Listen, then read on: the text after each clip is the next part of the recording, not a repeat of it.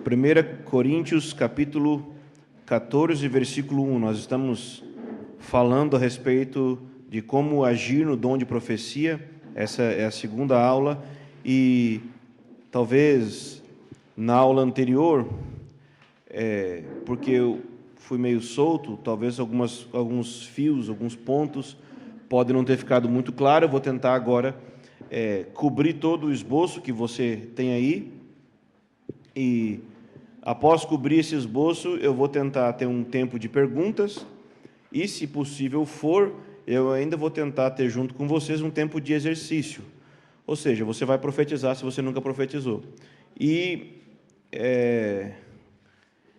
eu falo dessa forma exatamente com o propósito de deixar algumas pessoas se sentirem mal. Tipo, você vai profetizar se você nunca profetizou. Porque uma das coisas que mais impedem a profecia de fluir é a maneira que as pessoas tratam ela como se fosse algo tão difícil, tão distante, que somente pessoas especiais pudessem profetizar, ou qualquer coisa do tipo assim. Então, em 1 Coríntios, capítulo 14, versículo 1, diz: segui o amor e procurai com zelo os dons espirituais, mas principalmente que profetizeis. Então, somos ensinados a buscar com intensidade os dons. Então, se na sua busca não há espaço, na sua vida de oração, na sua lista de oração, não há um momento para orar pelos dons e pedir que o Senhor libere sobre você o poder do Espírito Santo, o poder de Jesus, para você atuar na sua obra, você está com uma vida de oração incompleta, com uma busca incompleta. Ok? Nós não devemos fazer só isso.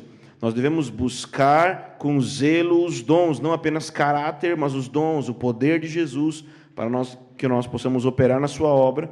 E ontem nós falamos um pouco a respeito da diferença da profecia no Antigo e no Novo Testamento. E também nós falamos um pouco do propósito da profecia no Novo Testamento. Então, a título de revisão, a diferença entre a profecia no Antigo e no Novo Testamento é que a profecia no Antigo Testamento ela tinha muito um peso semelhante ao da Escritura, ou seja, aquilo que era profetizado pelos profetas era infalível, e porque era infalível, era registrado nas Escrituras e era colocado como palavra de Deus no sentido de Escritura. Ok?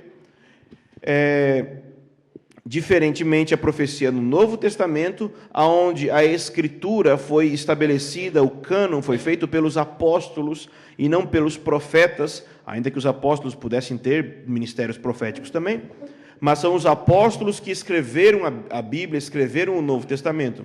Então, o dom de profecia e a atuação da profecia no Novo Testamento ela tem uma dimensão inferior à profecia no Antigo Testamento, porque agora a profecia não estabelece a Escritura, ok? Mas ela agora inspira a obediência dessa Escritura que já foi estabelecida. Então, nós falamos sobre 1 Coríntios 14, o versículo 20 e... Qual era mesmo? 1 Coríntios, capítulo 14, versículo 29, né? Tratando-se de profetas, falem apenas 2 ou 3 e os outros julguem. Então a profecia deve ser julgada. Jamais esse mesmo tipo de conselho, de mandamento, seria dado a uma profecia do Antigo Testamento. Ninguém vai julgar as profecias do Antigo Testamento. Pelo contrário, nós somos julgados por elas. E em 1 Tessalonicenses, capítulo 5, do 19 ao 21, diz: não apagueis o espírito, não desprezeis profecia, retenha o que é bom, se abstenha de tudo aquilo que é mal. Então ele está falando sobre reter o que é bom naquilo que é profetizado. Ora, será que eu poderia dizer isso em relação à profecia de Isaías? Retém só o que é bom de Isaías e de Jeremias. Não. Então, há uma dimensão diferente da profecia no Antigo Testamento. E outra dimensão diferente é que a profecia era quase que exclusivamente para algumas pessoas. Nós chamamos de profetas. Mas agora a profecia ela pode ser acessada por todo o corpo de Cristo, porque em Joel 2, a partir do 28, diz: derramarei o meu espírito sobre toda a carne, vossos filhos e filhas profetizarão, vossos jovens terão visões e os vossos velhos sonharão sonhos, ou seja, são tudo dimensões proféticas. Profecia, visão, sonho, é tudo uma maneira semelhante de como profetizar. Eu profetizo por meio de falar, quando ele fala ali, só vossos filhos profetizarão, tem a ver com o discurso. Vossos jovens terão visões, tem a ver também com esse aspecto, que a profecia que é falada, ela também é vista. E os vossos velhos sonharão, não é que os velhos são muito dorminhoco, mas é que vão poder, o acesso à dimensão profética também acontece em sonhos, então os velhos também terão acesso a isso. Ele está falando o quê? Todas as pessoas poderão acessar essa dimensão profética por meio do derramamento do Espírito Santo. Então não é limitado a só um grupo de pessoas. Todos podem profetizar, e é o que está escrito em 1 Coríntios capítulo 14 também, todos nós podemos profetizar. Ok? E o propósito da profecia no Novo Testamento, lembra? É um propósito triplo, que está no versículo 3 de 1 Coríntios 14, edificação, exortação e consolo. Ou seja, é um aspecto positivo. O principal propósito da profecia não é expor os pecados de ninguém, mas é edificar essa pessoa para que ela se aproxime mais de Jesus, ainda que a profecia possa incluir o fato de Deus estar falando sobre alguns pecados que a pessoa está cometendo. Quando nós vamos profetizar essa pessoa, lembra o exemplo que eu dei ontem? Se o Senhor falou a respeito de pornografia, eu não vou profetizar para a pessoa expondo ela na frente das pessoas, dizendo que ela está em dificuldades com pornografia, mas eu vou declarar, o Senhor quer um tempo de pureza sobre a sua vida. Então esse exemplo é para falar que nós profetizamos para a edificação, para que a pessoa cresça na sua vida com Deus, e não para que ela se afaste de Deus, ok?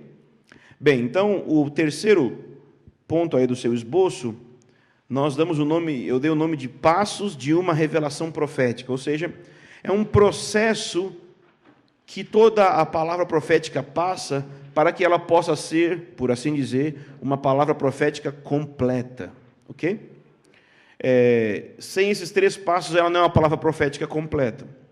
Mas isso não quer dizer, o que eu vou falar agora, que você que vai entregar uma palavra tem que ter essas 3 partes. Pode ser que você tenha uma parte e outro irmão outra, e outro irmão outra, mas essas 3 partes são necessárias para uma palavra profética completa. A primeira parte, aí, letra A, está vendo onde é que está aí? É revelação. A palavra revelação, em grego, significa tirar o véu. Então, é quando o véu é retirado e eu consigo ver corretamente. O livro de Apocalipse é o livro de revelação, e é quando é retirado o véu. Então, a revelação, o que é revelação? É como se fosse assim, a informação crua, pura, que você recebe. É simplesmente a informação. Essa informação pode ser de várias formas, ok? Se você olhar lá no ponto 5, como Deus fala, está vendo aí como Deus fala? Tem 3 níveis, ver, ouvir, sentir. Esses 3 níveis têm a ver com revelação, ok?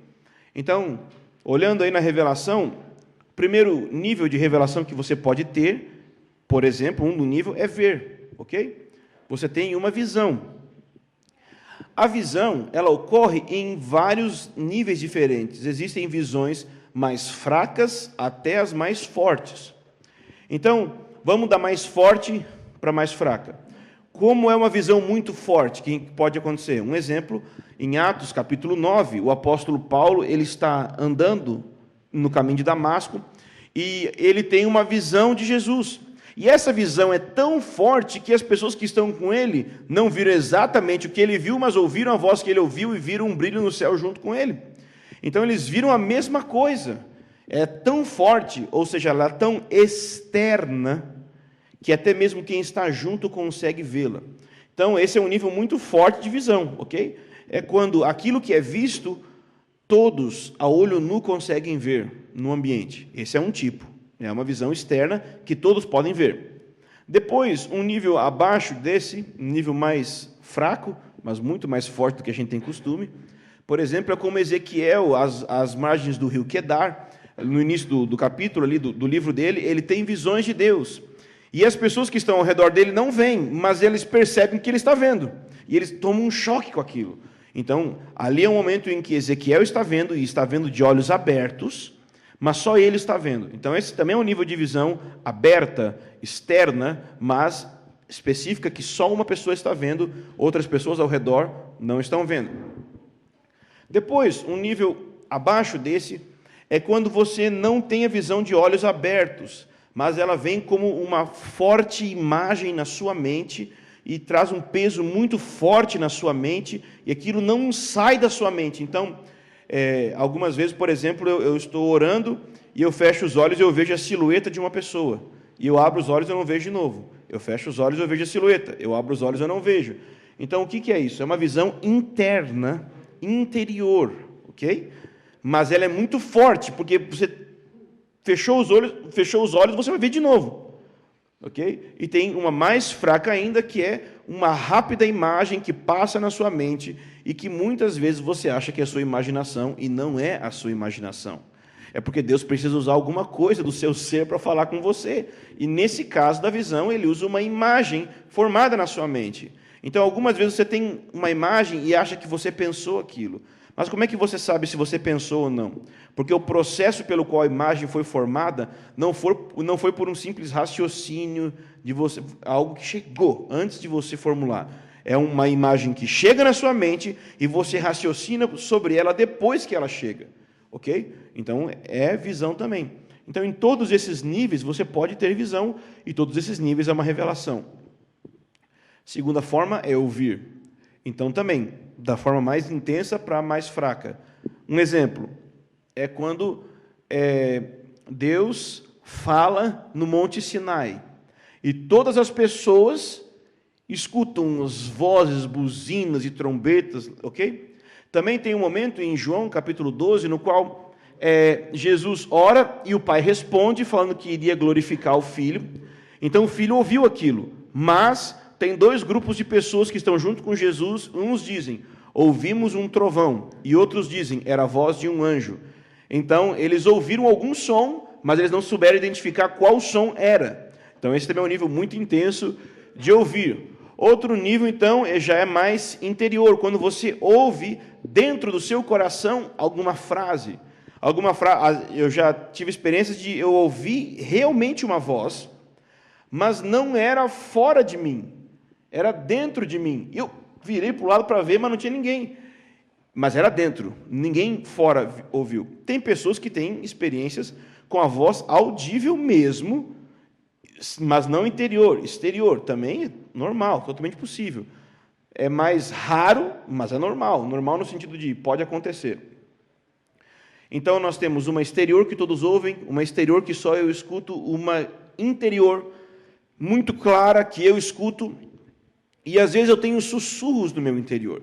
E esses sussurros às vezes não são nem frases, mas é alguma coisa ali que está falando ao meu interior, que às vezes eu não identifico claramente, mas eu percebo que algo está sendo comunicado, que às vezes eu não tenho muita clareza o que é que está sendo comunicado, mas eu sei, Deus está falando comigo. Ok? Essa voz, às vezes, ela gera uma convicção. Então, eu simplesmente, às vezes, sei porque eu sei. Como que você sabe disso aí? Eu só sei. Parece que a voz de Deus foi trazendo uma convicção que gerou isso. Então, existem muitos níveis de ouvir a voz de Deus.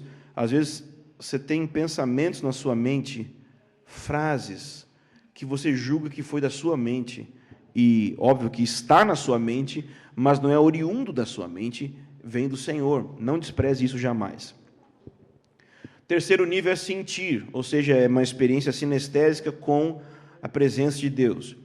Você pode, não tem vários níveis, por exemplo, você pode sentir literalmente, por exemplo, um anjo chegou para Daniel e tocou em Daniel, ou tocou em João. Você sente mesmo, literalmente, ele tocando em você. Isso pode acontecer. Você pode sentir o seu corpo esquentando, ok? É uma forma de sentir. Você pode sentir eletricidade passando pelo seu corpo, algo que você pode sentir. Você pode sentir vento batendo em você, é algo que você pode sentir. Você pode sentir água caindo sobre você também. Tudo em sensações físicas, ok? Tudo isso pode acontecer. Agora, também é possível que você tenha sensações diferentes. Por exemplo, você está trabalhando no evangelismo, e aí você entra numa casa para orar, e de repente você começa a sentir tristeza.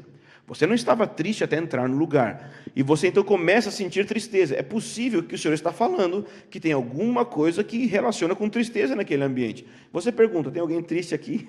Eu sei que é uma bem simples e bem pequena, mas às vezes isso aí já é uma porta para o evangelho entrar na vida da pessoa, ok? Então, você às vezes está ministrando a palavra ou orando em algum lugar e você sente uma dor na perna, sente a dor na perna direita. e você não tem problema nenhum. Você tem que pensar, né? Conforme a idade vai chegando, ou a barriga aumentando, pode ter problema. Então, a palavra profética pode ficar meio confusa aí. Então, você tem que perceber. Eu tenho algum problema na perna direita? Não. Ok. Então, por que eu estou sentindo essa dor? Talvez alguém tenha. E você, então, com muita humildade, pergunta, há alguém aqui com um problema de dor na perna direita? Ok? Então, assim, entende? Que você sentiu algo. Não é você ficar jogando. Tem alguém com algum parente com problema de droga aqui? Brasil. Tipo assim, todo mundo tem um parente em algum nível que tem problema com droga. Não, essas palavras não adiantam. Isso aí não tem. Né, lindo? Então tá. Você pode sentir tristeza, você pode ter vários tipos de sensações. Você tem que estar aberto. Então, quando algumas pessoas falam assim, irmão, eu sinto de Deus de falar para você. Esse sinto de Deus é porque ela não ouviu uma palavra. E ela nem viu algo, ela sentiu algo dentro dela. Então, ela tem, por exemplo, um sentimento de amor, um sentimento de alegria. E, às vezes, você tem isso por uma pessoa e você não tem nenhuma palavra para dar. Mas o que você faz? Vai lá orar com a pessoa com esse sentimento e deixa esse sentimento fluir em oração, que uma palavra profética pode ser gerada a partir disso, ok? E um quarto nível de revelação, que ele pode entrar dentro de ouvir, ou de ver, ou de sentir, que é visitação de anjos, ok? Então, você pode ver um anjo, ouvir um anjo, sentir um anjo, ok? Então, os anjos também trazem mensagens para nós, e a gente tem que começar a acostumar com isso, ok? Porque era muito normal na igreja em Atos os anjos visitarem as pessoas. Você não pode ficar tendo um diálogo muito grande com o anjo, porque anjo não se preocupa muito em ficar fazendo um diálogo muito longo, e muito menos orar ao anjo, tá? Por favor. Senão você vai começar um culto a anjos. E João quase caiu nisso. Por quê? Porque às vezes a presença dos anjos é tão esplendorosa que a gente pode confundir até mesmo com a presença de Deus. Porque eles carregam de fato a presença de Deus, né? Mas cuidado para não ficar com uma comunicação constante. O meu anjo me disse, o meu anjo. Cuidado com isso aí, que pode dar problema. Ok?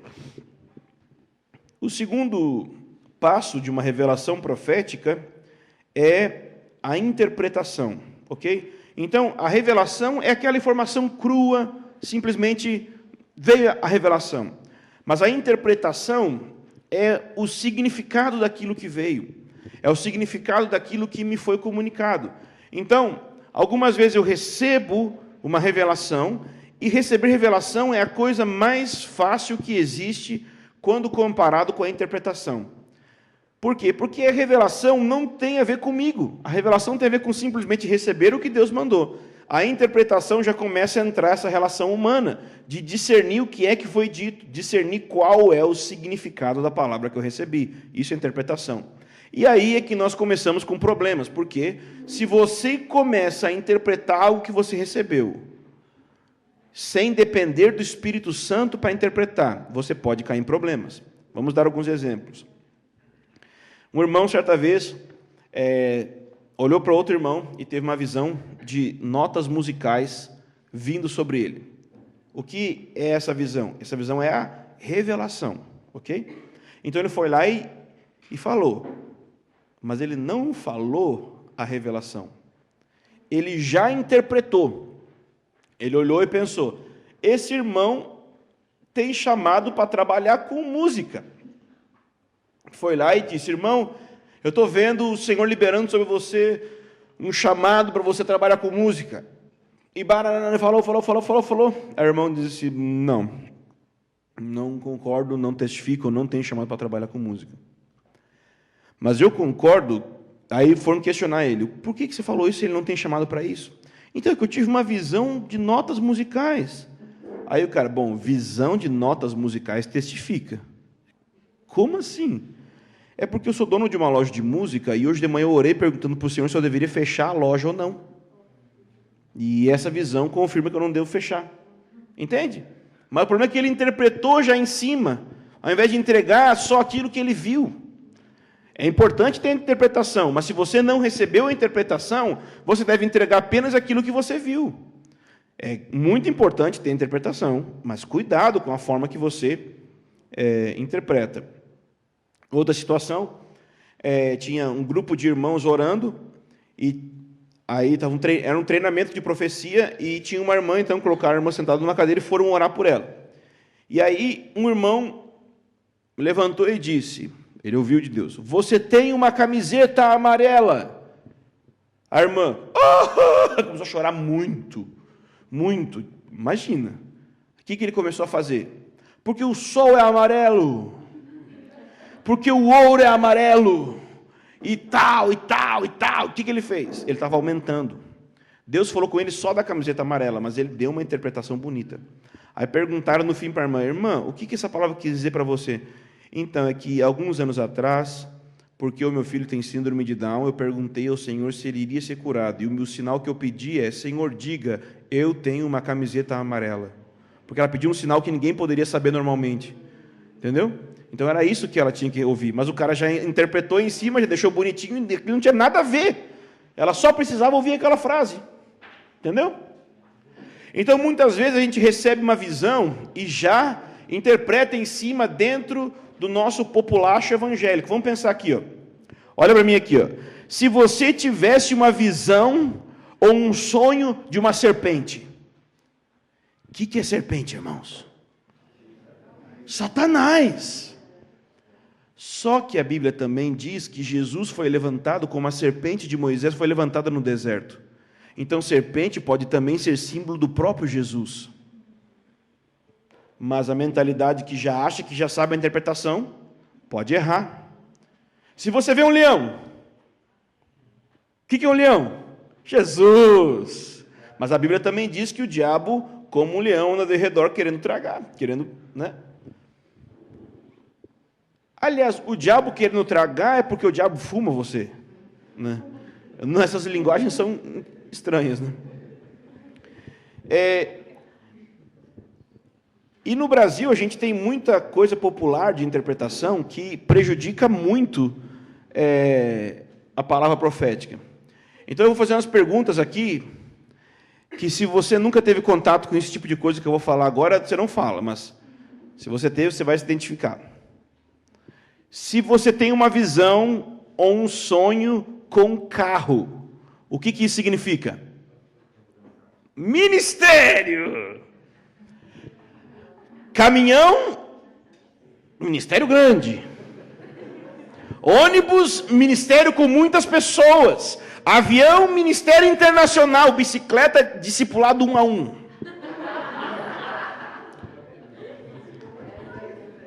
Hã? E isso, glossário ministério, sei lá, de oração individual. Entende? Que foi criada uma cultura como se, certo, sonhou com um carro batata, querido. Quando eu sonhava que morria, o que minha mãe falava para mim? É que é sinal de vida. Pô, mas quem disse que é? Quem disse que eu não vou morrer? Ó, será que é? Então, gente, não tem nada a ver. Você recebeu a revelação, é uma coisa. A interpretação também tem que ser concedida pelo Senhor. Você recebe algo, você vê algo, você ouve algo, você sente algo, e depois que você vê, sente e ouve, você pergunta, Senhor, o que significa isso? O que o Senhor está querendo dizer com isso? E você espera em Deus pela interpretação. Você não inventa na sua cabeça a interpretação. Ok? Então, existem muitos problemas com a interpretação, eu vou falar muito rápido aqui. Alguns problemas que a interpretação, alguns problemas de interpretação, como é que eu vou dizer agora? Vamos ser bem direto. O problema é você. Seu coração e os problemas que você tem no interior do seu coração podem atrapalhar a interpretação. Eu vou ser bem rápido, está gravando, um dia você pega a gravação e você ouve tudo, mas vamos lá. Pedras de tropeço que impedem uma interpretação correta. Primeiro, que é o que eu estou falando até agora, presunção. Eu acho que já conheço o que significa essa imagem, essa visão, essa palavra. Ok? Segundo, perspectiva pessoal. Eu olho do meu jeito para a situação, ao invés de buscar a perspectiva de Deus da situação. Ok? Às vezes eu olho, por exemplo, eu posso julgar exteriormente a pessoa, ou julgar a situação que a pessoa está presente, mas eu preciso da perspectiva de Deus para interpretar, e não a minha perspectiva na hora de interpretar. Terceiro, medo ou incredulidade. A pessoa não percebe que Deus é soberano sobre as situações, a pessoa não entende que Deus é amor, a pessoa não entende que Deus está feliz. Então, sempre quando ela profetiza de uma perspectiva negativa, porque ela não acredita que Deus é soberano, que as coisas vão dar certo no fim, e que Deus está feliz, e que Deus é amor. Ele está sempre com medo, sempre com incredulidade. Então ele vê algo no espírito real, mas quando ele comunica com incredulidade.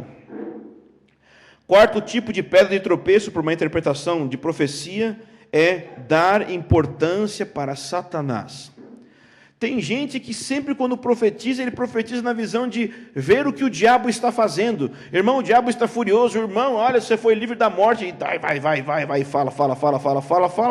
Mas Apocalipse 2, 24, a igreja é elogiada por não conhecer as coisas profundas de Satanás. Então, cuidado com o conhecimento de batalha espiritual, que é, na verdade, conhecimento das coisas profundas de Satanás. E Jesus não aprova isso. O testemunho de Jesus é o espírito de profecia. O espírito da profecia é falar sobre Jesus, é revelar Jesus e não revelar o diabo. Quinta pedra de tropeço são preconceitos ou julgamentos, ok? Você olha a pessoa e julga ela externamente. Samuel foi ungir o próximo rei de Israel e ele olhou pessoas altas e imponentes, mas não eram essas pessoas, os irmãos de Davi. Era Davi que estava lá longe.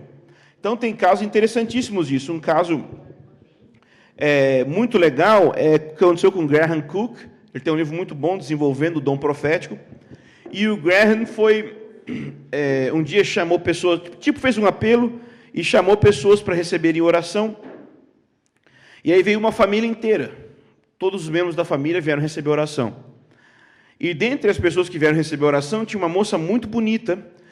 E ele foi orar por essa moça. No momento em que ele vai orar pela moça, o Espírito Santo diz, eu não lembro o nome da pessoa, mas vou inventar um nome aqui, mas basicamente é assim, diga para Roberto que eu estou triste com ele. Aí ele deu um passo para trás, olhou para a moça, foi orar de novo, diga para Roberto que estou triste com ele. Ele não acreditou que não era uma mulher, era um homem. Mas não dava para ver de jeito nenhum. De jeito nenhum. E o Espírito Santo foi, e ele ficou ali. Até que ele disse. E o efeito não foi bom, porque era de fato um homem, e ele achou que estava julgando, mas ele não sabia. Outro caso com esse irmão é que ele estava orando, e aí estava ministrando profeticamente, tem as cadeiras na igreja, né? O pessoal fica um atrás do outro, né? Então, em um banco, tinha uma pessoa, tipo um mendigo, sentado. E atrás desse mendigo tinha uma pessoa de terno. E o Espírito Santo deu duas palavras. Uma é, nessa ordem, eu vou te levantar para você sustentar a minha obra. A outra era, eu vou te dar um emprego. E tinha essas duas pessoas. Para quem você acha que ele deveria te dar, eu vou te dar um emprego? Né? Ok? Mas não era. Ele tinha que dar a palavra para o mendigo, eu vou te levantar para sustentar a minha obra. E ele deu para o mendigo isso, e deu para o cara de terno a outra palavra que ele recebeu emprego. Aí ele ficou todo desconcertado, né? Só que o mendigo era aqueles milionários excêntricos que vivem vestido de qualquer jeito, já viu? Esses caras que passam vestido de jeito estranho, ele era um milionário. E o cara de terno era um cara que tinha ido para uma entrevista de emprego, e por isso ele estava de terno, tinha voltado da entrevista de emprego naquela hora. Entendeu? O Eliezer está falando que ele é um milionário excêntrico, né?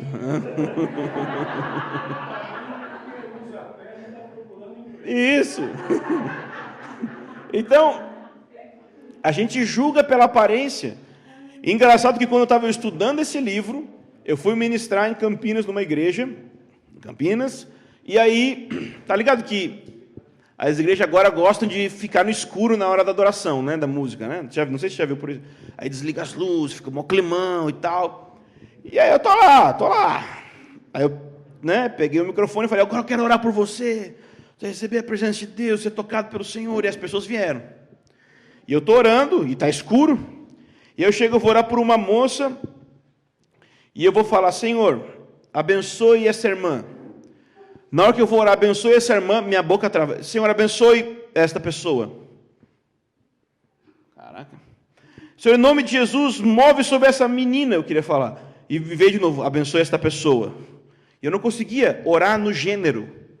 Até que, era uma moça mais alta que eu olhei para cima e eu vi um gogó. Uau, man. Mas estava arrumado.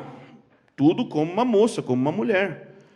Aí eu lembrei do livro, se eu fosse mais profético, né? Mas já foi o início da experiência. Quase que eu errei, né?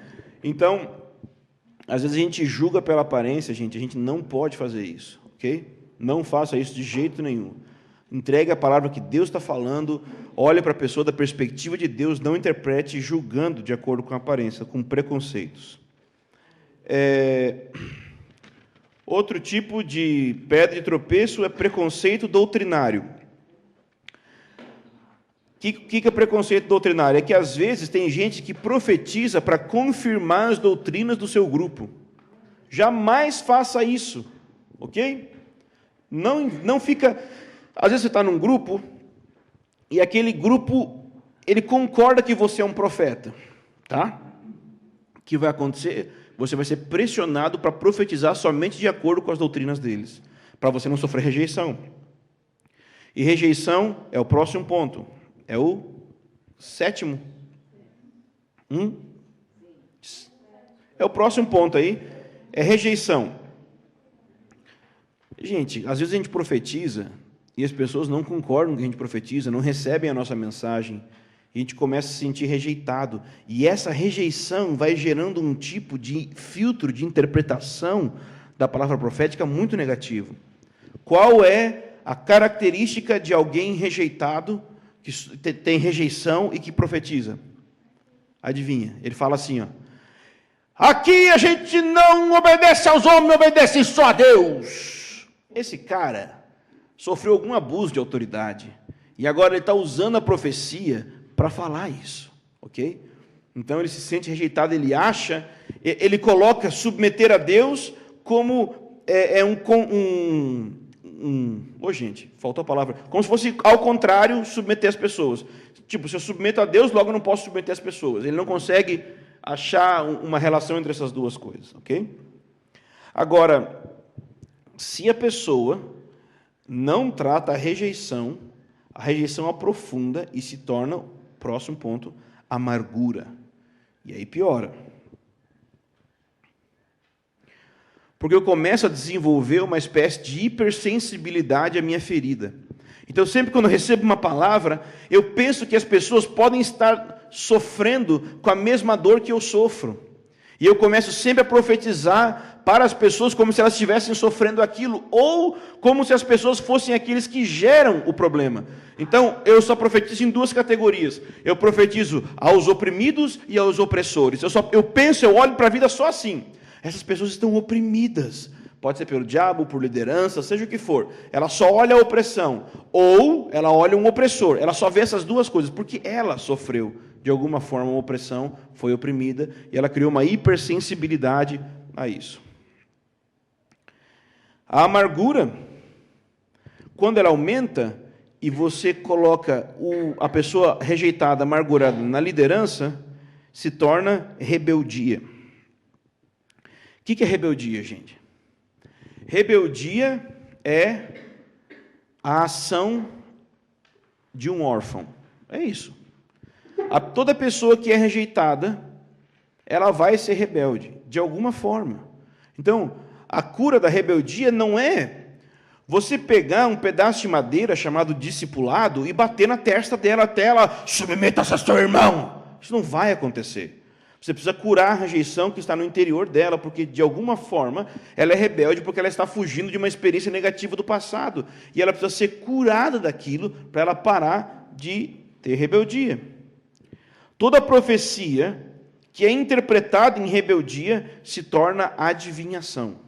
Então eu te garanto que se alguém está operando com um dom que parece palavra de conhecimento, mas o espírito por detrás da vida dela de rebeldia, e mesmo assim ela acerta as profecias, é porque é um espírito de adivinhação.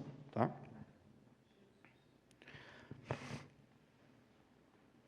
O próximo é, que a gente chama de misericórdia não santa. É aquela pessoa que olha para situações que Deus abomina, que Deus julga, que Deus está contra, mas ela não profetiza contra, ela profetiza bênção e alegria e coisas positivas quando Deus não está concordando com aquilo.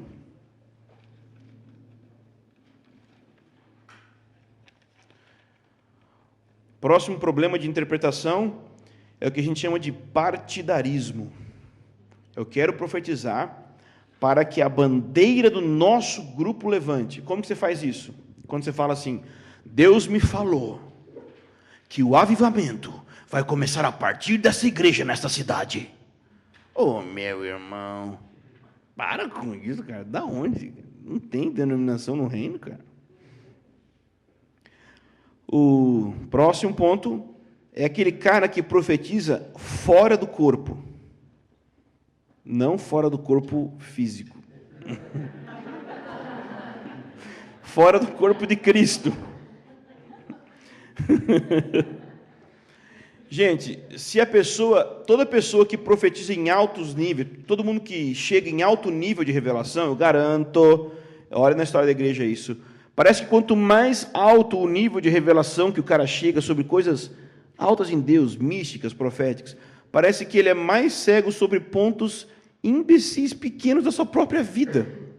Parece que tem pontos cegos que ele não está vendo. Nossa, esse profeta é tão grande, não está vendo essa imbecilidade na vida dele? Não está vendo. É isso aí.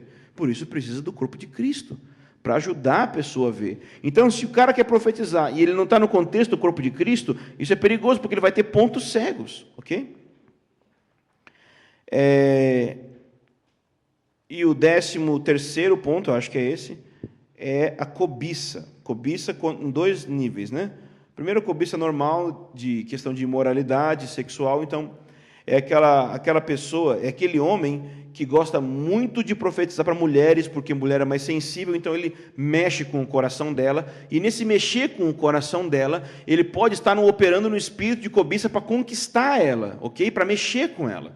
E isso é muito perigoso. E mulher da mesma forma. E uma das maneiras que você pode fazer isso é como? Tocando na pessoa, ô Senhor, abençoa, Senhor. Ó Deus, vai usando, Senhor. Ô Senhor. Aí, nossa, gente, eu já recebi profecia.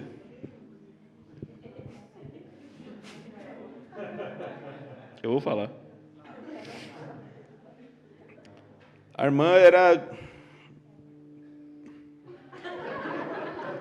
Ó Senhor! Oh, não! Não, ela me botou nos peitos dela, assim. E me segurou aqui, orando por mim, aqui, ó, Senhor! Agora, como que faz, Eliasaf? Você, como que você vai afastar o rosto? Se eu afastar o rosto, entendeu? Que é a mão, entendeu? Então você só com a cabeça. Nossa, velho. Cara.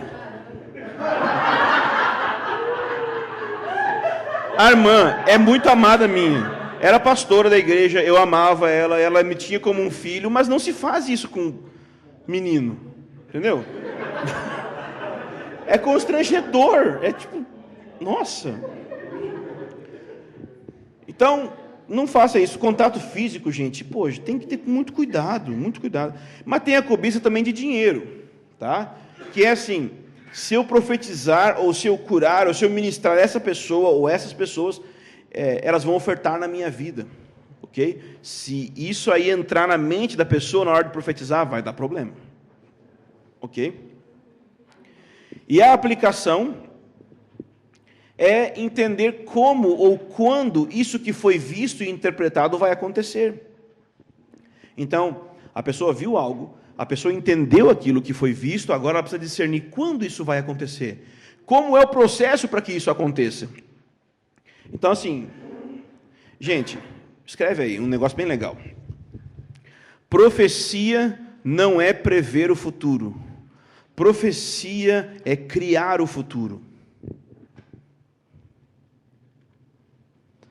Profecia não é prever o futuro, profecia é criar o futuro.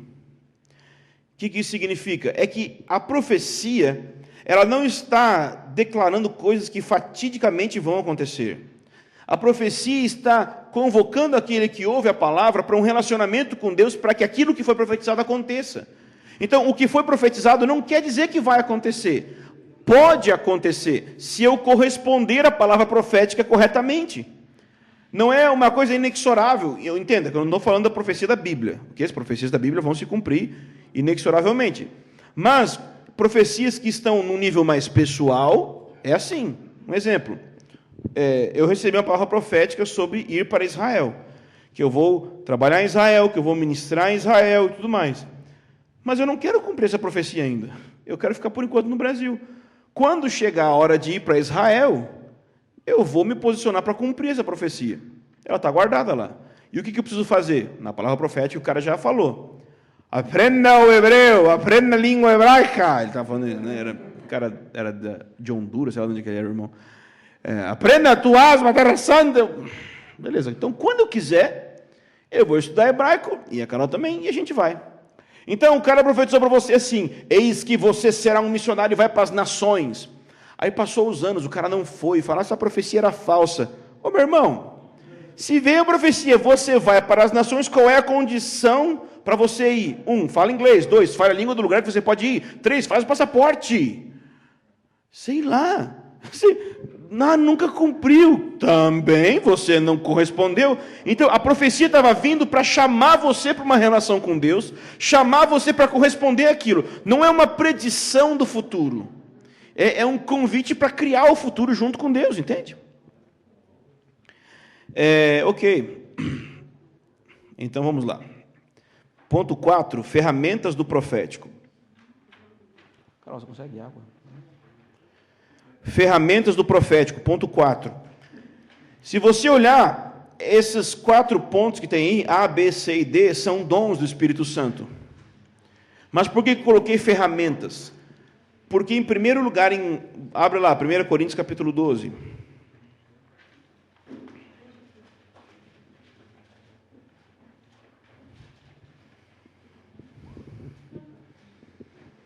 Primeira Coríntios capítulo 12, versículo 1 diz: a respeito dos dons espirituais não quero, irmãos, que sejais ignorantes. Eu quero te informar uma coisa: a palavra dons não está aí no texto em grego, tá? Então, 1 Coríntios capítulo 12, o assunto principal não é dons. O versículo está escrito assim em grego: a respeito dos espirituais, não quero, irmãos, que sejais ignorantes. Esses espirituais podem ser pessoas espirituais, coisas espirituais. A palavra dons aparece lá no versículo 4, no texto em grego. Aparece de fato nesse texto. Mas no verso 4 fala dons. No verso 5, olha ali, serviços. No verso 6, realizações. Então, ele fala de maneiras diferentes para a mesma coisa. Tá? Então, o que eu quero dizer com isso é que a gente fica muito focado em dons, como se fosse assim: eu tenho um dom. Como se fosse uma bola de energia, né? Um skill, assim, que eu recebi. Agora eu tenho poder. Não, eu não acho que a gente deve pensar dessa forma. A gente deve olhar para os dons como ferramentas que eu posso acessar para o trabalho. Então, você não tem que ficar muito focado em saber, eu tenho esse dom ou não tenho esse dom. Não, você tem, ou você pode ter todos. Varia da necessidade. Se você está num lugar onde pessoas estão doentes, você pode acessar a ferramenta de cura. Você está num lugar que as pessoas precisam de palavra profética, você acessa a profecia. Você acessa o que for necessário como ferramenta. Então, a primeira ferramenta do profético é discernimento de espíritos. O que é o discernimento de espíritos? Bom, tem gente que acha que discernimento de espírito é saber que demônio a pessoa tem, né? Mas, gente, né, esse aí tem um Exu Caveira ou tranca-rua? Né? Não, isso não é discernimento de espíritos apenas. Isso inclui, está incluso, claro, mas não é só isso.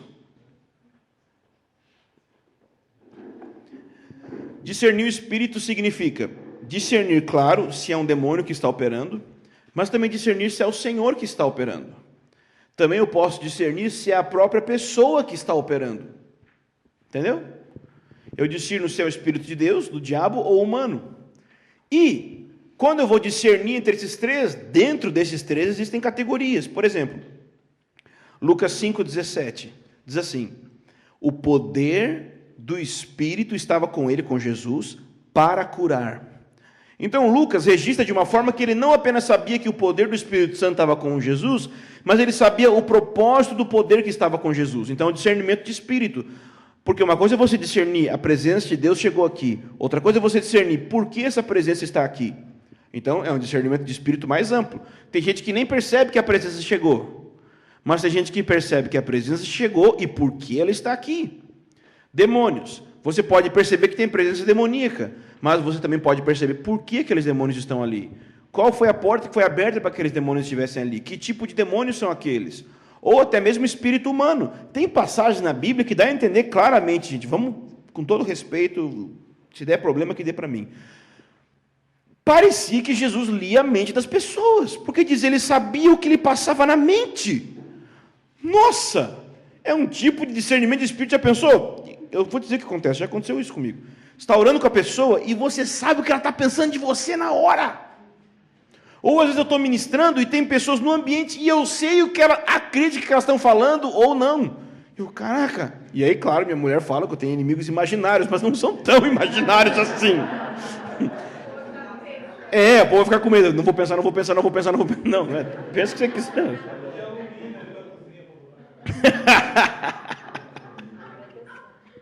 Vocês viram que o Arlindo falou? Que vai botar um papel de alumínio na cabeça para não ler os pensamentos. Eu vou contar um negócio. O Vitinho daqui do grupo foi pegar no aeroporto um amigo meu que, tipo assim, é muito profeta mesmo. E por causa eu sou muito influenciado por ele, por isso que eu estou trabalhando nesses tempos com essas questões proféticas. E aí, quando ele chegou lá no CPP, o pessoal perguntou, e aí, como é que é o fulano? Achei meio, sei lá, não vi grande coisa. Ai, meu Deus, ele é profeta, vai saber que eu falei isso. Pô, Vitinho, morrendo de medo, cara, meu. Então, não é assim não, tá? Mas às vezes você sente, você percebe. Então não é que você discerne apenas o espírito dos demônios ou o Espírito Santo, você discerne o espírito da pessoa e você consegue perceber o sentimento que ela está, o pensamento. Não é que você está lendo os pensamentos, não é que você é um guru e um mago, não é isso, mas em alguns momentos tem esse vislumbre que você percebe o que está acontecendo. Então esse é o discernimento de espíritos. O segundo aí, o B, é a palavra de conhecimento. Palavra de conhecimento tem a ver com saber o que está acontecendo ou aconteceu com a pessoa. Tá? A palavra de conhecimento ela relaciona com o presente e o passado da pessoa. Ok? Então quando Jesus chega, por exemplo, a mulher samaritana, claro que você quer aprender sua palavra profética? Leia João 4. Jesus ali com aquela mulher operou em todos os dons. Nossa, aquilo foi perfeito. Vai e chama teu marido. Jesus, você é muito fera. Em vez dele falar, você não tem marido, não, ele deixou ela concluir. Vai e chama teu marido. Eu não tenho marido. Dissesse muito bem, porque tal, ele começa a explicar. Então ele operou em palavra de conhecimento ali, ok? Então a palavra de conhecimento é quando eu sei o que está acontecendo com a pessoa. A profecia é o seguinte, eu tenho a palavra de conhecimento, eu sei o que está acontecendo com a pessoa.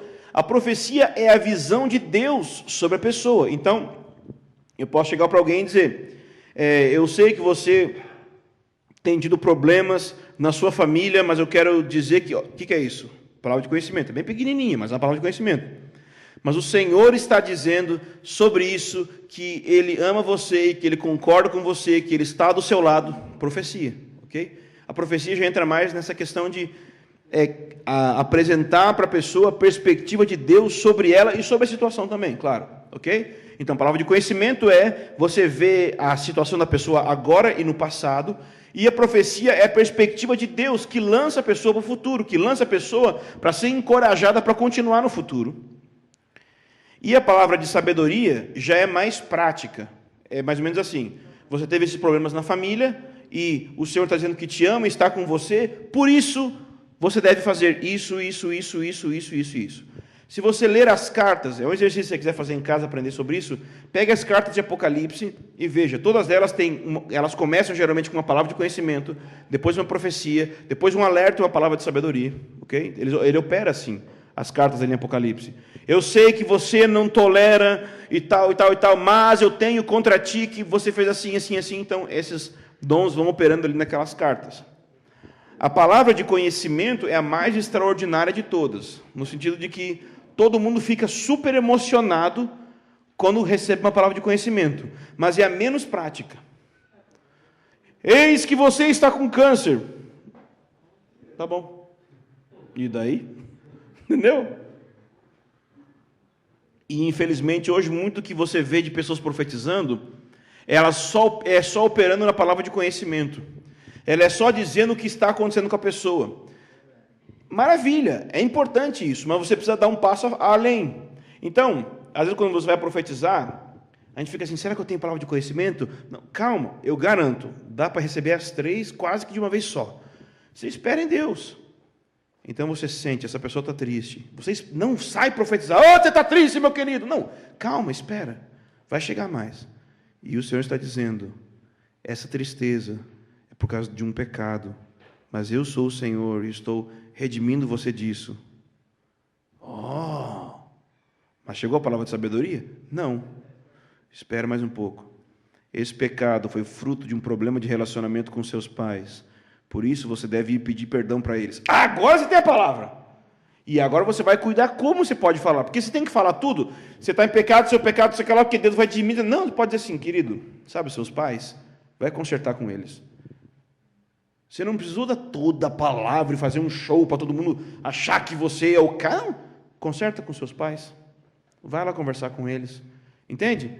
Só deu o fim, mas o fim deu todo, já levou a pessoa a um processo. Ela sabe que Deus está vendo ela, sentindo e tal, entendeu? Claro que tem momentos que o Senhor pode te orientar a falar, porque a pessoa não vai acreditar em você, que você está profetizando. Então você começa a falar coisas que ela não poderiam saber. Tipo assim, 3 meses atrás, você estava andando de carro, e quando você estava andando de carro, você entrou numa avenida muito movimentada em São Paulo. Naquela avenida você pensou, será que eu poderia agora pegar aqui um caminho e afastar da minha família e nunca mais voltar?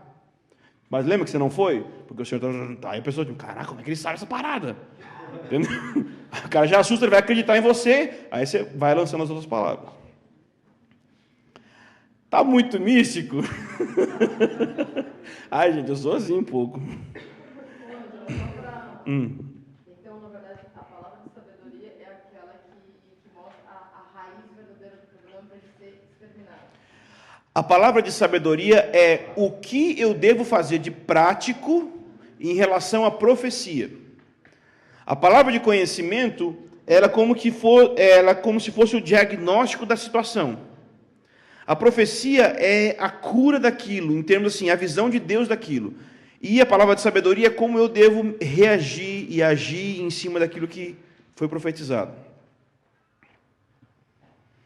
Então essas 4 realidades, essas 4 ferramentas quase sempre operam no ministério profético, no ofício profético, nos dons. Você discerne o ambiente, você percebe o que está acontecendo com a pessoa, você libera uma palavra da parte de Deus e você fala o que ela deve fazer em cima daquilo, né? Eu relaciono a palavra de conhecimento com a edificação, a profecia com a exortação e a palavra de sabedoria com o consolo, lá de 1 Coríntios 14, 13. Mas não está na Bíblia isso. Ok? Eu relaciono a palavra de conhecimento com revelação, a profecia com interpretação e a palavra de sabedoria com aplicação. Ok? Mas também não está na Bíblia, é da minha cabeça. Pode continuar? Ou quer esperar para copiar aí?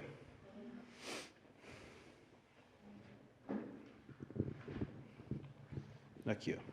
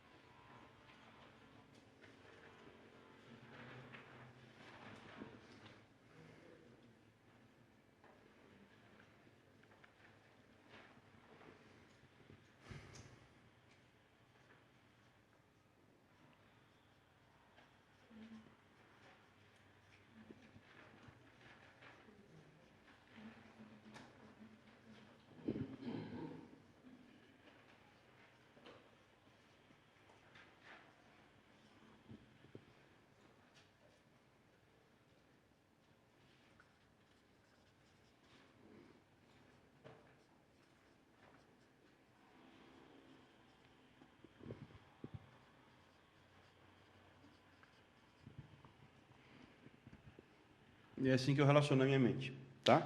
Não está escrito na Bíblia, é só porque eu acho que é assim. Tá? O sexto ponto agora é sobre profecia falha e falsos profetas.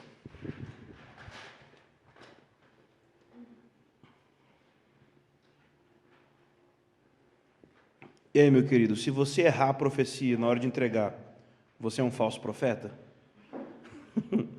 Que tem gente que morre de medo disso. Não, eu não vou profetizar, porque vai que eu profetizo errado, a Bíblia diz que eu tenho que ser apedrejado. Não é? Diz em relação à profecia do Antigo Testamento, que tinha o mesmo peso e nível da palavra, da Escritura. No Novo Testamento não é assim. No Novo Testamento a gente pode errar. Olha que legal. Se alguém errar a profecia, é sinal que ele é falso profeta? Não, é sinal que ele não percebeu direito. Não que ele é falso profeta. Então, quando você começar a profetizar, primeira coisa que você tem que tirar da mente: acertar não é o alvo. É estranho isso, né? Mas eu garanto que se você colocar como alvo do dom de profecia, de ministrar profeticamente, acertar, isso vai travar você e você não vai operar nos dons. Você não tem que fazer isso. O seu alvo deve ser edificar a pessoa que você está ministrando. Aí sim é melhor. Porque quando você coloca o alvo como acertar, você é o centro da situação. Você está muito autoconsciente, como se diz. Agora, quando você coloca a pessoa que está na sua frente para ser ministrada como alvo de edificação, então você sai do centro e começa a pensar no bem da pessoa. E você então para de tentar acertar ou não acertar. Você simplesmente quer abençoar ela com suas palavras. Talvez algumas palavras vão ser só boa sorte aí, viu? Espero que coisa melhor ano que vem. Sabe? Eu já fui... Estou falando isso porque eu já fiz exercício de profecia que deu nisso, né? E o Arlindo foi alvo das profecias. Botou ele sentado e... Não, as coisas vão dar certo e tal. Cara, tá profetizando, né? É que, nossa. Mas no meio tem coisa de Deus, entende? Então, o pessoal vai... O Senhor é contigo, varão valoroso. Amém. Mas está muito ainda na linha de elogiar a pessoa, entende?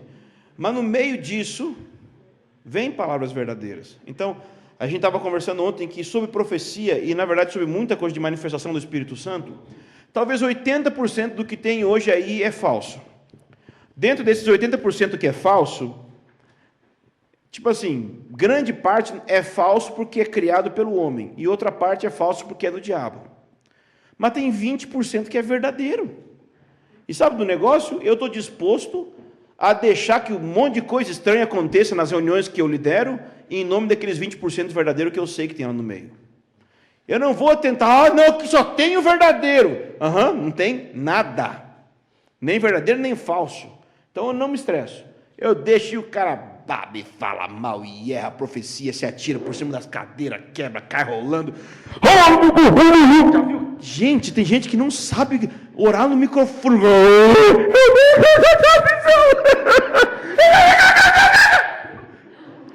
Ninguém entendeu o que a irmã falou.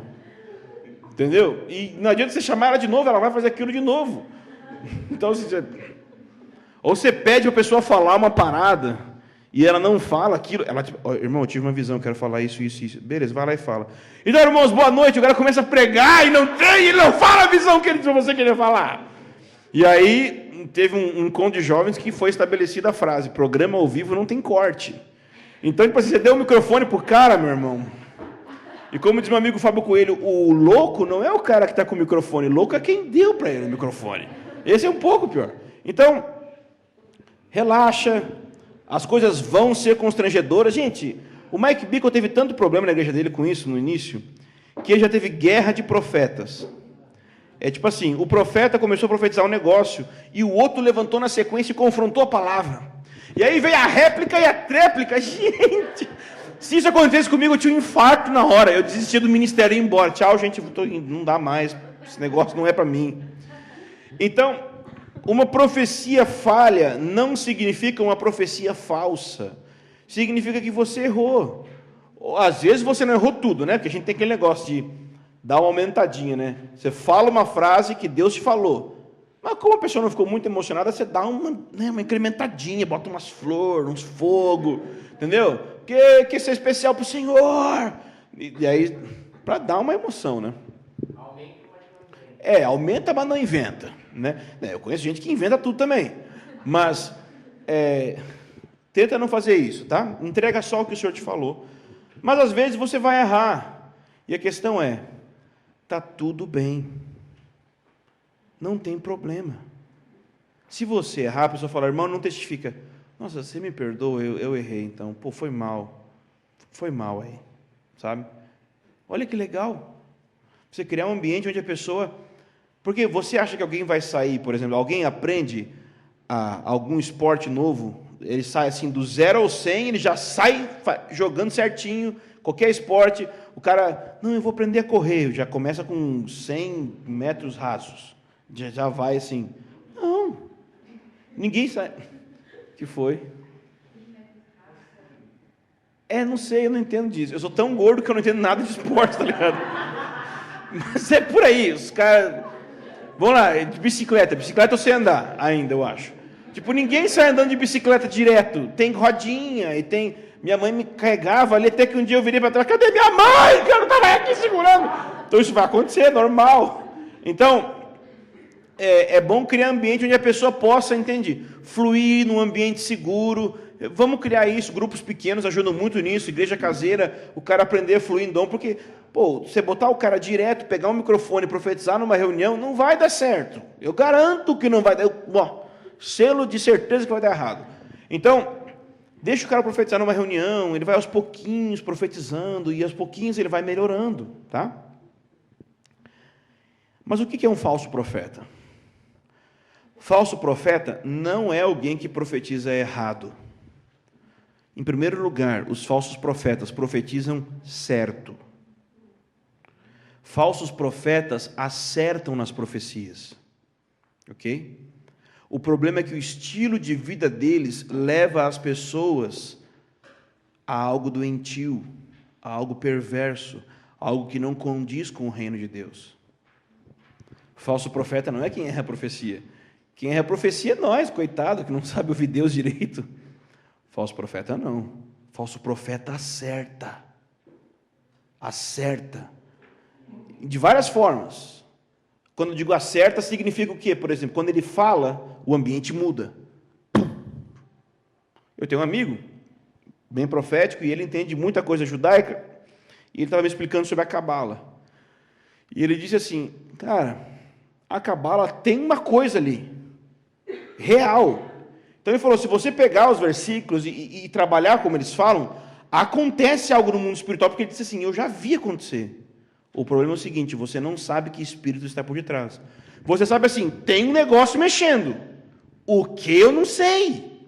Então tem gente que fala, e quando ele fala, você sente, o negócio está acontecendo aqui.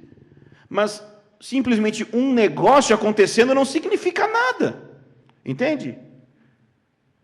Mas a gente, só porque sentiu um arrepio, só porque sentiu uma presença, só porque sentiu um vento, não quer dizer que vem do Senhor.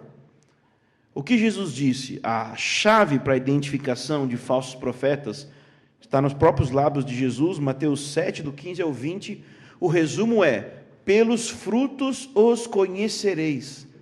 O falso profeta não é reconhecido por acertar ou errar a profecia. O falso profeta é reconhecido pelo resultado do ministério dele, tanto o caráter dele, quanto aquilo que ele gera nas pessoas que ouvem ele. E nesse ponto, o irmão Martin Scott faz uma lista de coisas que você pode identificar num falso profeta. Eu achei muito interessante aqui no livro dele, como identificar falsos profetas. Então, alguns pontos.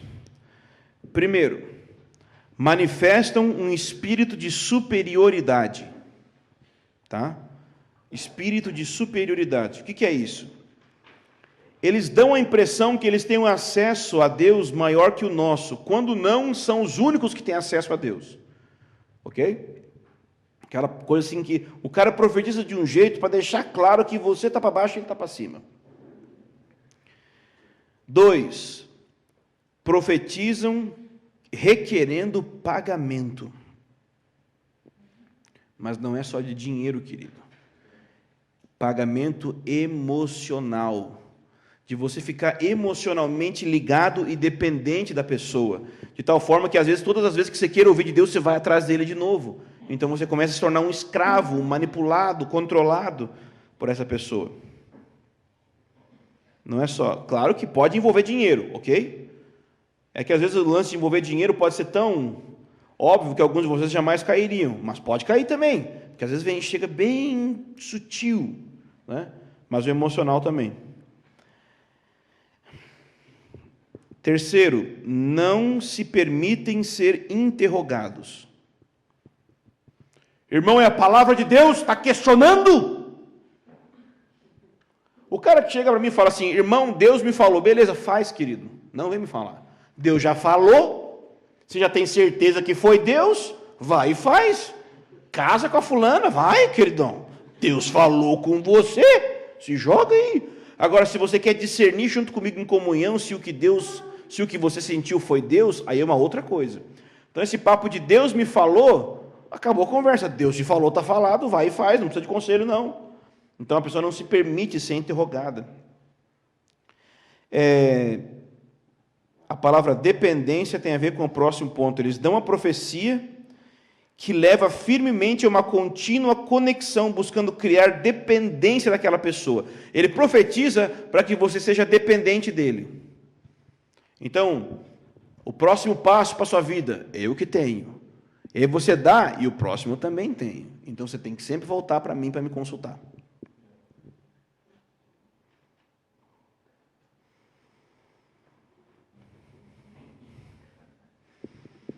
Próximo ponto, eles profetizam para gerar sensação de medo. Medo é a palavra-chave aí. Medo. Ou seja, ele profetiza e dá uma sensação de medo de que se você não obedecer a palavra dele, você está em maldição. Ou, é a última chance, senão você vai morrer. Eu tenho um amigo que já recebeu tanta palavra que era a última chance de vida dele, que ele deve ser um gato. Que tem 7 de vida, não morreu até hoje. E, tipo assim, a galera já matou ele em profecia várias vezes, não deu certo. Acho que porque Deus não é bem Deus desses profetas aí. E não é só isso, mas tem vários tipos de medo, tá? Toda manifestação de incredulidade é uma manifestação de medo. Então, se a profecia da pessoa, ao invés de colocar você para um relacionamento de confiança com Jesus, de você agir e obedecer a Deus, fazer o que você tem que fazer, faz você dar um passo atrás, temendo a vida, com medo, incredulidade, falso profeta, cuidado. Próximo ponto, eles não têm relacionamentos saudáveis com o corpo de Cristo. É aquele cara que fala, minha igreja, essa aqui que está nas nações, sim, mas você relaciona com quem em submissão, assim, presta contas? Não é, né? Deus, eu sou submisso a Deus. Beleza, mas tem um problema aí. Entende que eu não estou querendo dizer assim, qual salão de igreja que, sabe, qual CNPJ de igreja onde o cara reúne, não é isso, não. Mas claramente ele tem relacionamentos que podem disciplinar ele caso ele peque, que vão cuidar da família dele, que vão cuidar dele. Essa que é a questão. E aí já entra o próximo, que tem tudo a ver com esse que eu acabei de falar, não prestam contas. Ou seja, o cara profetiza de um jeito que não tem como você corrigir ele nunca. Ele fala de um jeito que não tem como você chegar e falar, você está errado, para de profetizar isso. Não tem.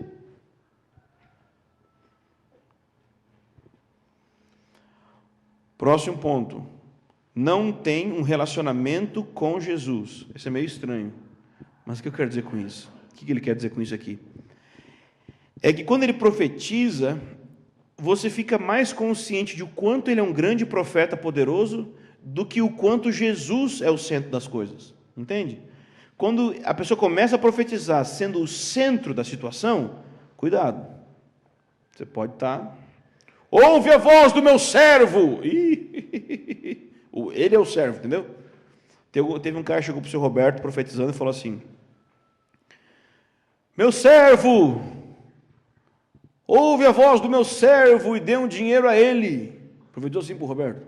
Roberto, por que ele não sentou e pediu um dinheiro para mim? Por que ele tinha que profetizar o negócio?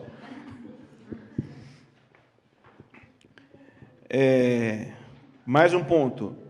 Rituais estranhos. Recorrem a rituais estranhos.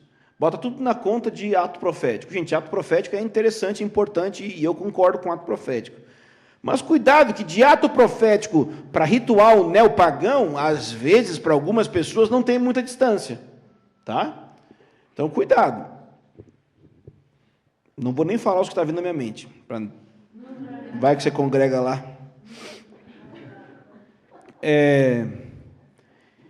E último, eles pedem algo de valor emocional para profetizar. Ou seja, é como se eles conseguem reter algo emocional seu.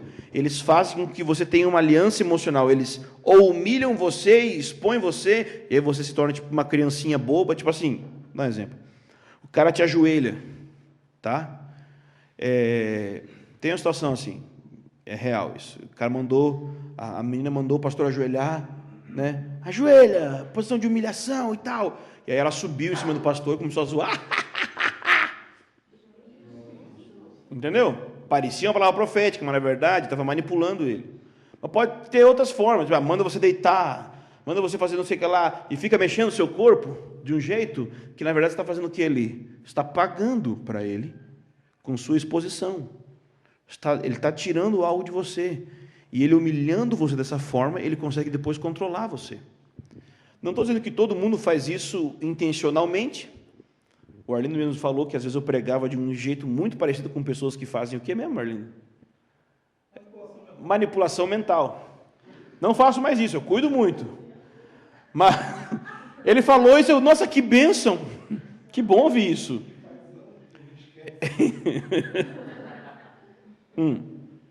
É que eu preguei 1 hora ou 2 horas num lugar que eu falava assim, eu gritava. Falava, baixo. Gritava. Falava. Aí ele falou, cara, se fizer isso durante 6 horas direto, 6 horas direto, isso pode configurar manipulação mental. Eu nunca sabia disso. Era o jeito que eu estava pregando, mas ele falou para mim, eu já dei um passo para trás, vou parar de fazer desse jeito. Eu só grito agora. Muito bom, meu bem. Ai. Vamos terminar aqui, ponto 7. Algumas mentiras sobre profecia. A gente já falou, mas vamos só terminar com isso aqui. Depois tem o ponto 8. Sabe quando o pastor fala, estamos terminando, não significa nada, né? Já estamos encaminhando para o fim. Não. Mentiras sobre profecia. Ponto A. Aqueles que profetizam são profetas. Lembra? A gente já falou sobre isso ontem. Só porque a pessoa profetiza, ela não é um profeta. Talvez você tenha que repetir isso, né? Mas vamos fazer de um jeito diferente. Quantos podem profetizar, você sabe? Todos. Quantos são profetas? Alguns. Ok? Quantos podem profetizar? Quantos são profetas? Ok? Então, só porque a pessoa profetizou, gente, não fica dizendo que ele é profeta, tá? Às vezes o cara vai se auto-intitular profeta, ou profetiza. Está errado. A pessoa é reconhecida como profeta pelo corpo de Cristo. Uma dica para você. Às vezes você tem um chamado para ser profeta, mas só porque você recebeu um chamado para ser profeta, não quer dizer que você já é um profeta.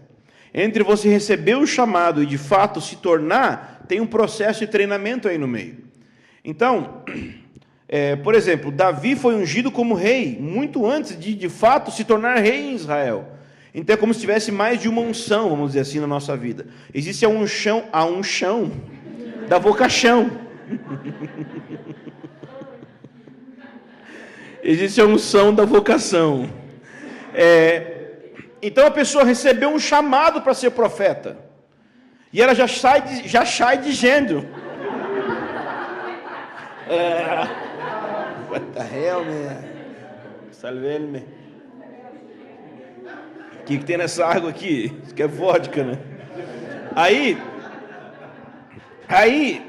o cara recebeu uma profecia, ele já sai de peito inchado. Eu sou profeta, me respeita, eu sou profeta, viu? Eu sou profeta. Não, você não é. Você foi chamado para ser. E é óbvio que na sua identidade, no seu DNA, existe isso que diz, você é um profeta. Mas você precisa passar por um processo de reconhecimento. Então, nesse processo de reconhecimento, você tem que entender que existem os dons, a unção e o manto. E são 3 coisas diferentes.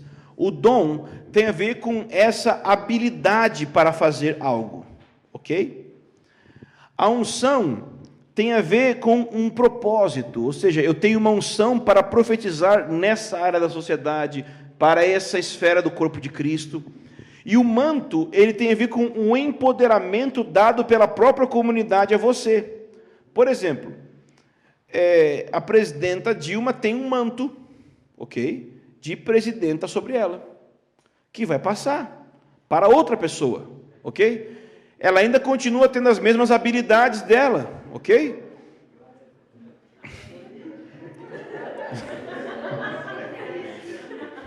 Eu não estou falando nada aqui. Mas você está entendendo que ela está numa posição de autoridade, e essa posição não é porque ela quer. Ela não está nessa posição porque ela deseja, simplesmente. Mas é porque pessoas reconheceram ela naquela posição. Então, da mesma forma, a verdadeira função profética, ela começa com um dom, então você recebe uma habilidade para profetizar.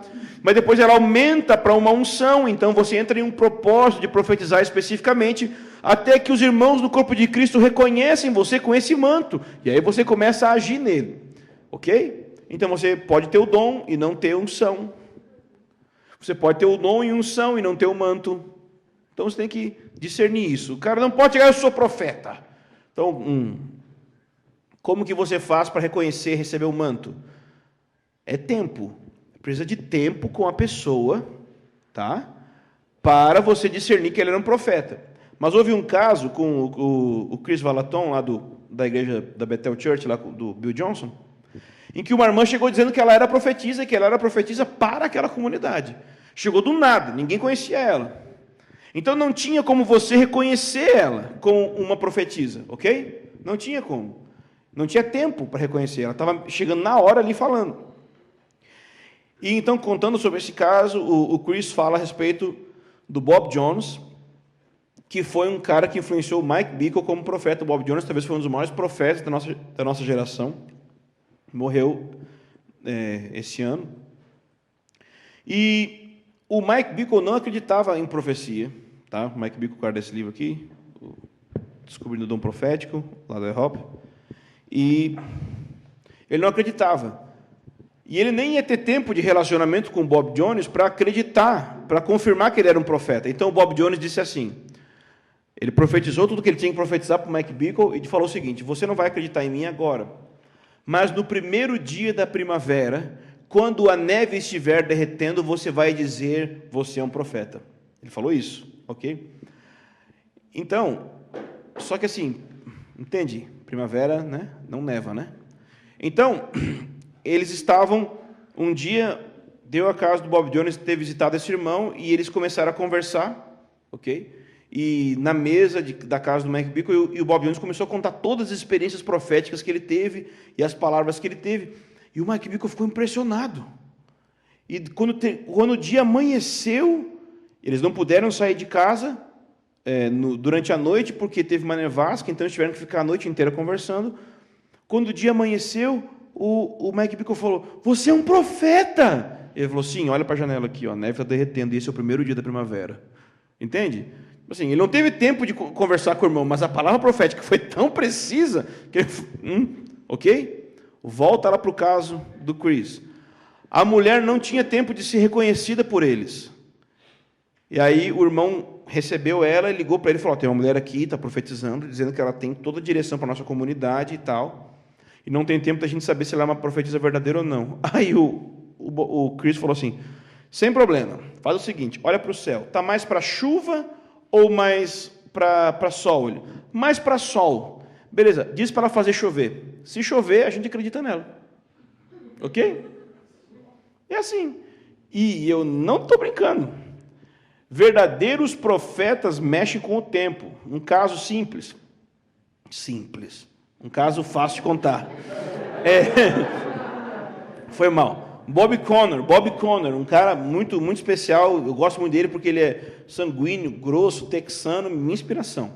Então, o Bob Conner estava um dia ministrando num lugar, e pelo que eu entendi, o Espírito Santo estava tendo um incêndio numa floresta muito grande nos Estados Unidos, e o Espírito Santo falou para ele assim: até quando o incêndio vai durar? Eu sei lá, até quando que o incêndio vai durar? Aí veio de novo a palavra profética: até quando o incêndio vai durar? Terceira vez: até quando o incêndio vai durar? Não sei, Senhor, o Senhor está querendo falar comigo, né? E o Senhor falou: os céus pertencem ao Senhor, e a terra Ele deu aos filhos dos homens. Esse incêndio vai durar até o tempo que você quiser. Ele: como assim? O incêndio vai durar até o tempo que eu quiser? Então ele entendeu que ele teria que ir até o lugar lá e parar o incêndio. Mas como? Ele chegou no incêndio, era uma floresta grande, ele levantou as mãos e orou e nevou. Acabou o incêndio. Ok? Então profetas fazem isso, verdadeiros profetas. Verdadeiros profetas não ficam só dando estudo bíblico, ok? Verdadeiros profetas chegam numa comunidade, numa igreja local e falam: vocês precisam mudar nessa área. Mas como vocês não vão acreditar em mim, eu vou dar tantos sinais para vocês. Tal dia vai começar a chover, vai durar até tal dia. Em tal dia vai acontecer isso. Depois disso, a estátua tal vai cair de lá. E depois disso, a plantação tal. E aí vai sim. Aí sim é profeta. Por isso que a gente fica muito... que palavra profética. É estudo bíblico ungido, irmão. Os verdadeiros profetas você vai ver chegando ainda. Então tem que desenvolver até que tenha um verdadeiro manto de confirmação de outras pessoas. B. O fruto do Espírito é mais importante que os dons. Da onde isso? Já vi gente falando assim: o verdadeiro avivamento não está no barulho dos dons, mas no silêncio dos frutos. Uma bela palavra para dizer para o cara: então cala a boca, já que você gosta de silêncio. Porque está errado. Está errado. Sabe por quê, inclusive? Porque é mais fácil eu falsificar um fruto do que falsificar um dom. Sabia? Por exemplo, domínio próprio. Tenta falsificar aí. Dá. Cura alguém de câncer. É um pouco mais difícil de falsificar.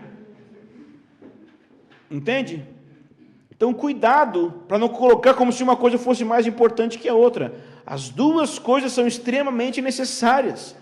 O fruto do Espírito tem a ver com a atuação do Espírito no meu interior, gerando caráter. O dom do Espírito tem a ver com o revestimento exterior, me empoderando para o ministério. Não coloque na balança qual que é mais importante que qual, de maneira alguma.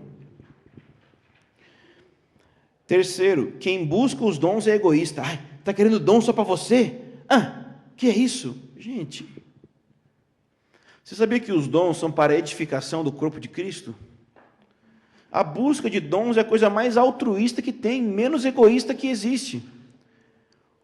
Claro que, quando a gente começa a ensinar sobre os dons e a gente chama as pessoas para receberem oração, qual você acha que é o dom que todo mundo quer? Línguas. Línguas é o único dom que é para edificação pessoal. E todo mundo gosta mais desse, porque aí sim está um espírito egoísta. Não, eu já falo em línguas, tá beleza. Porque eu já tenho meu donzinho aqui, eu já estou, entendeu? Já em selo em metro, estou aprovado. Entendeu? Não, gente, vamos avançar para os outros dons. Sobre falar em línguas, é uma opinião do Ângelo. Caps Lock, do Ângelo. Eu não acho que línguas é evidência de batismo com o Espírito Santo, tá? Se você é uma daquelas pessoas que não fala em línguas e está aí atormentado, tipo, eu não sou batizado com o Espírito Santo, eu não tenho Deus, não tenho salvação. Relaxa. Catherine Kuhlman curou todo mundo e nunca falou em línguas, tá? Não tem nenhum lugar na Bíblia dizendo que a evidência de batismo com o Espírito Santo é línguas. Nenhum lugar. Tem dizendo, sim, de fato, que as pessoas que eram batizadas falavam em línguas. Mas existe uma diferença entre um relato histórico dizendo, veio o Espírito Santo e eles falaram em línguas, é um relato histórico, e uma doutrina claramente dizendo, todos aqueles que forem batizados terão que falar em línguas. Não, isso não diz. Não está escrito em nenhum lugar. Aliás, tem versículos que quase falam o contrário. Quer dizer que falar em línguas é de pouca importância? Não. Paulo exorta para que todos falem em línguas, que falem muito em línguas, então falar em línguas é importante. Mas não quer dizer que para eu ser cheio do Espírito Santo só quer dizer se eu falar em línguas. Aliás, sobre falar em línguas, gente, vamos lá. Como que você recebe dom de línguas para você falar em línguas? Bom, vamos explicar primeiro como que você não recebe. O Espírito Santo não vai gerar uma possessão na sua língua e você vai sair tipo... Não vai acontecer isso, tá? Isso pode acontecer, mas não é o normal. É um dom. Dom é presente que ele dá para você. Você usa a hora que você quiser, ok? Então, o que você faz? Gente, já experiência há algum tempo. Eu tenho certeza que de algumas pessoas, quando eu vou orar, tem umas que eu sei que não vão receber. Eu não sei quem vai, mas eu sei quem não vai. Quem não vai é aquele cara que fica assim, ó, Deus me dá, Deus me dá, Deus me dá, Deus me dá. Esse cara não vai receber nada, tá? Por quê? Porque ele está tão estressado tentando receber que ele não recebe nunca. Não tem como esse cara receber. Misericórdia, misericórdia. Ou senão aquele cara que aprendeu que tem que fazer o glória, glória. Glória, glória, glória, glória, glória, glória. Não tem nada a ver também. Gente, como que faz para você receber o dom de línguas? Relaxa na presença de Deus, querido. Entra na presença dele e só recebe. Sabe que a Bíblia diz, aquele que tem sede, vem a mim e beba. E como resultado acontece o quê? Do seu interior fluirão rios de água viva. Querido, não tem como beber essa água e falar ao mesmo tempo. Tá? Da mesma forma, para você receber o dom de línguas e qualquer outro dom, simplesmente bebe. Não precisa nem falar nada, só deixa aquilo penetrando a sua alma. Deixa aquilo tomando conta do seu ser. E se você sentir no seu coração de falar algo em línguas, fale. Mas se você não falar, a presença de Deus é mais importante do que um dom ou outro. Vai fluindo, fica livre. Mas é só a minha opinião. Mas continuando na minha opinião. Esse negócio de ter que falar em línguas entre as frases da profecia não tem sentido. Não tem para que fazer isso. Tipo, a pessoa fala assim, ô irmão, fala em línguas, né? Depois ela fala em português. E o que ela está querendo dizer com isso? Que a profecia que ela está dando é tipo a interpretação da língua que ela falou, mas não é, tá? E eu sei mais ainda hoje em dia, depois que eu recebi o dom de interpretação de línguas, ela não está interpretando a parada. Por que está fazendo esse negócio então? Porque ela aprendeu na igreja pentecostal dela que era assim. Ok? Profecias é simplesmente entrega, ó, é assim, assim, assim, assim, assim. Mas por que algumas pessoas falam em línguas antes de profetizar? Por dois motivos. Primeiro, para que o outro, assim, é uma insegurança pessoal, ela tem a tradição, claro, essa é a primeira coisa, mas tem insegurança pessoal. Ela fala em línguas para que o outro acredite que é profecia, a gente fica inseguro com aquilo, ok?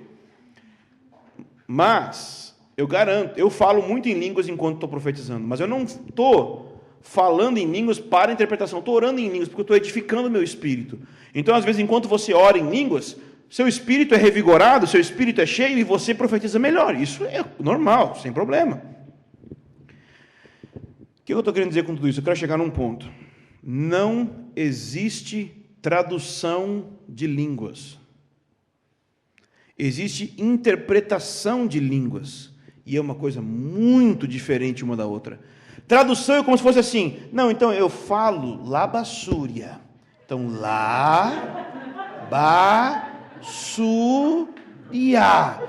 Que no português significa alegria. Hã? Gente! Tem gente que é tão ignorante que escreve no Twitter em línguas.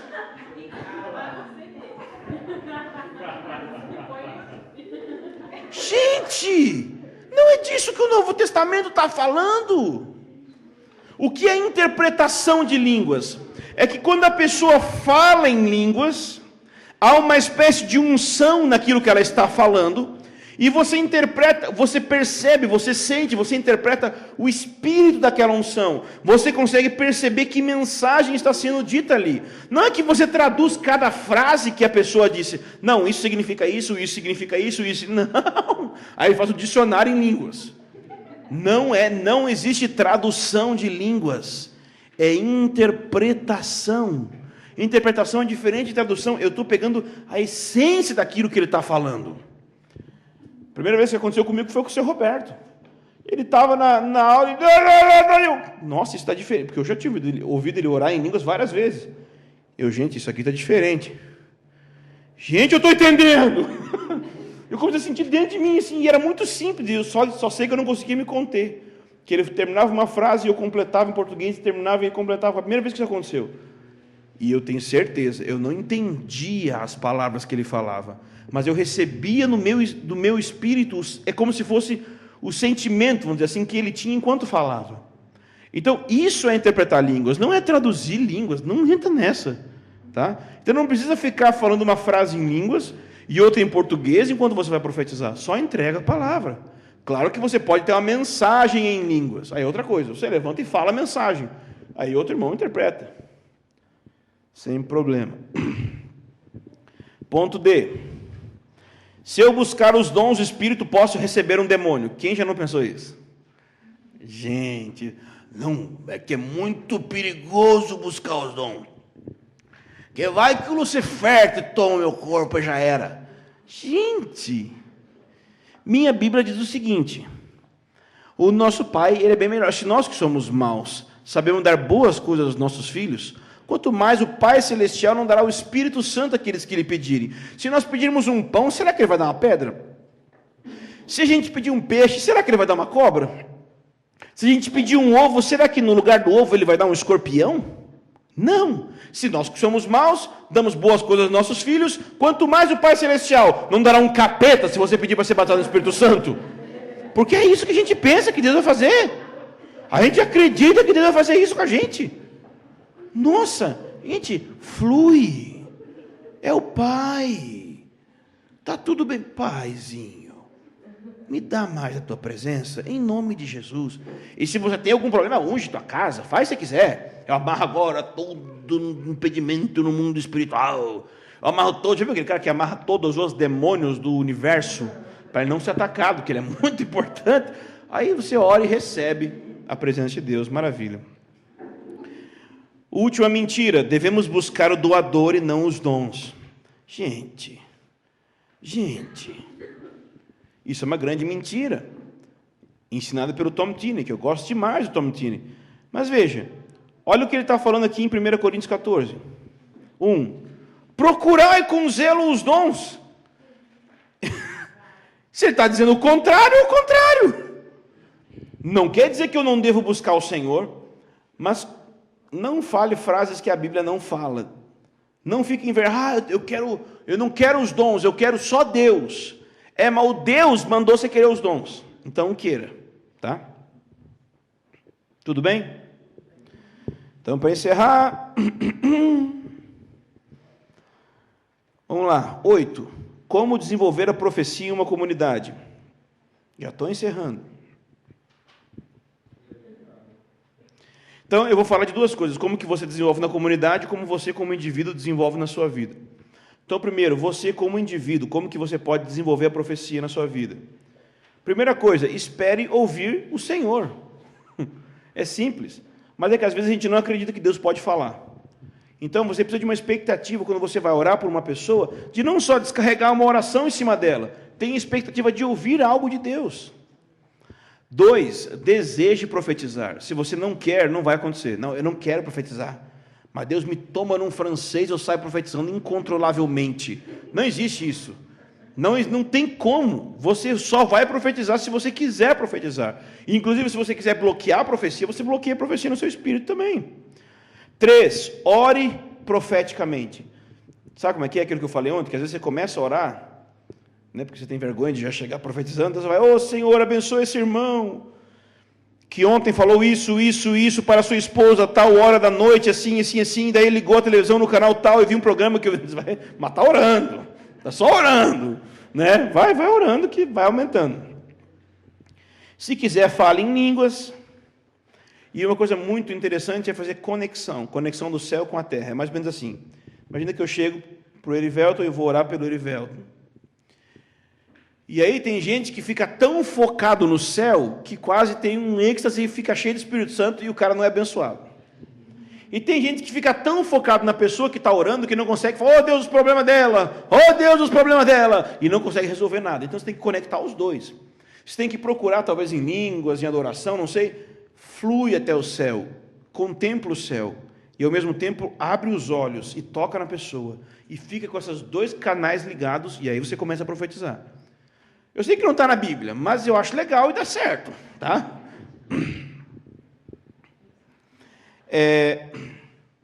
E outra coisa também, junte-se a outros que profetizam. Gente, quando você está perto de outras pessoas que profetizam, parece que tem mais unção para profetizar, não sei porquê, mas acontece.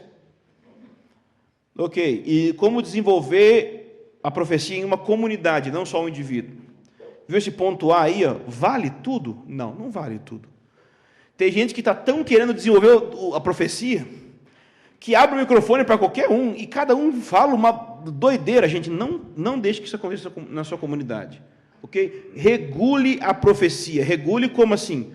Cuide de quem vai falar. Por exemplo, antes da pessoa falar, deixe que ela converse com um profeta ou alguém que tem um pouco mais de discernimento antes de ela pegar o microfone e começar a falar. Tá? Não vale tudo, não. Liberdade e estrutura, tá? Não é estrutura. Meu iOS gosta de falar por mim. E estrutura. A pessoa tem que ser livre para errar na profecia, senão ela nunca vai começar. Mas ela nunca vai conseguir ser livre se não tiver uma estrutura que proporciona isso. Que estrutura é essa? Exercícios de profecia, grupos pequenos,